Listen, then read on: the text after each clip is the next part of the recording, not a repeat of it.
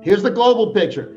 2017, I had to really dig to find these damn figures, okay? And I've upped that. Here's the original analysis I do. Conservative, what it would take to deflate bonds and stocks and real estate back down to reality. And now I've just upped it recently because I don't have these figures updated, but I've updated for what I know is about the 525 trillion in financial assets.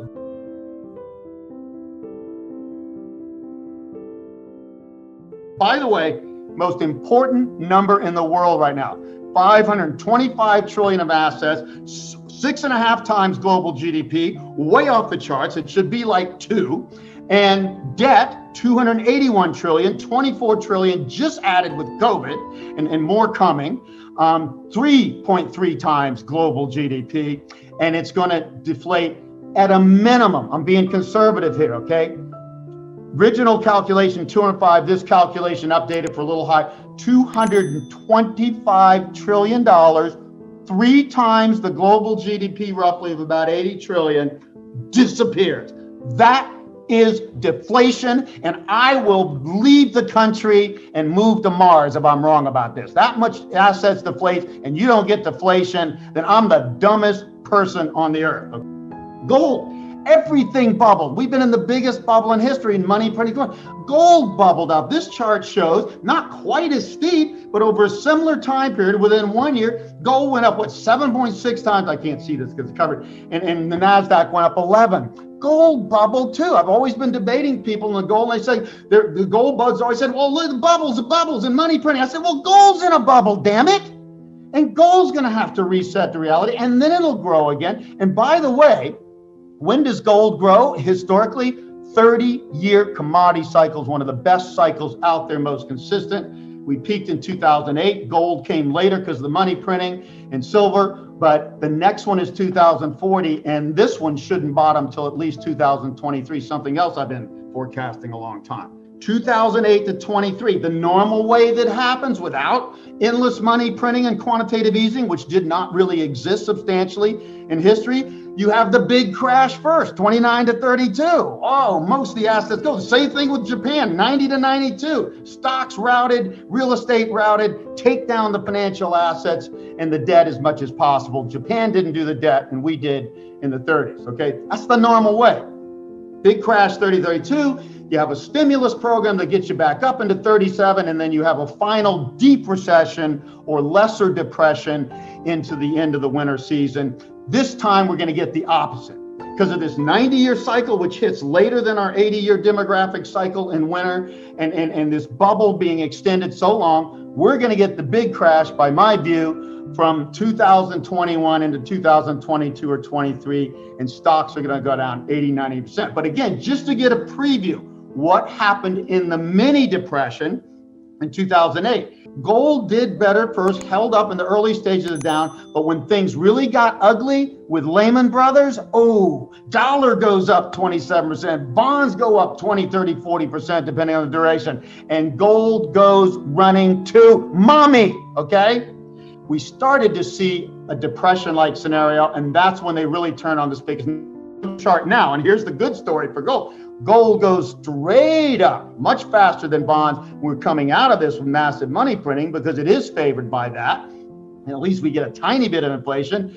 And bonds take a while to go down, but eventually they go up when monetary easing pushes down bond yields. But the point is, at the worst of the crisis and into the most important part, it was the treasury bonds that were the safe haven, not gold. Gold looked like it would be until it saw deflation.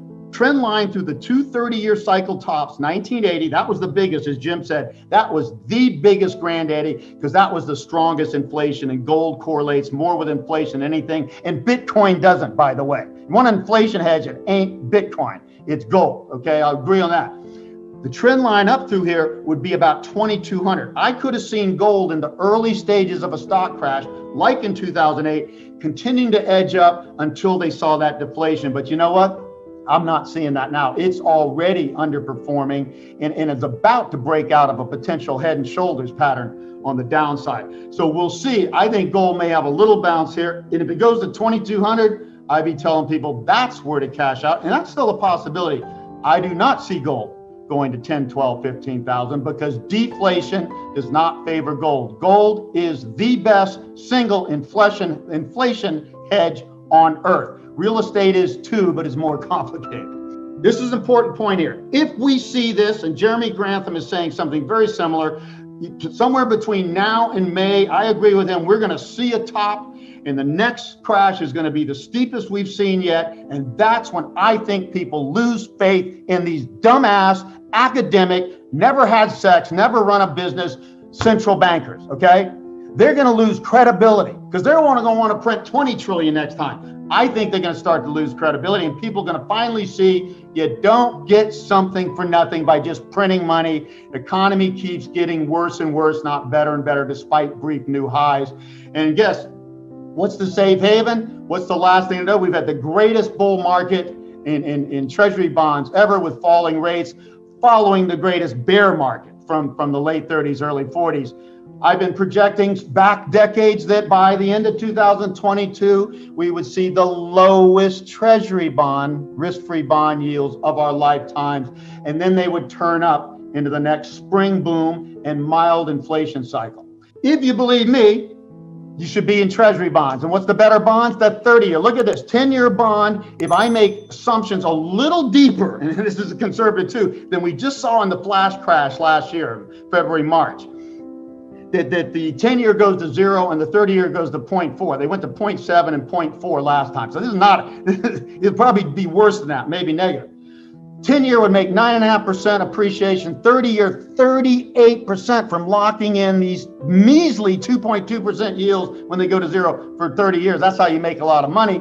Zero coupon, a little more leverage, 40, almost 50%, and the TLT average 20-year, 22%. So I say buy 30-year treasury bonds or zero coupon. That is the best safe haven. If we do get inflation down the road, you can play gold and other things then. I say, and I'll stand by this, deflation comes first when $525 trillion of financial assets and $281 trillion worth of debt eventually has to deleverage.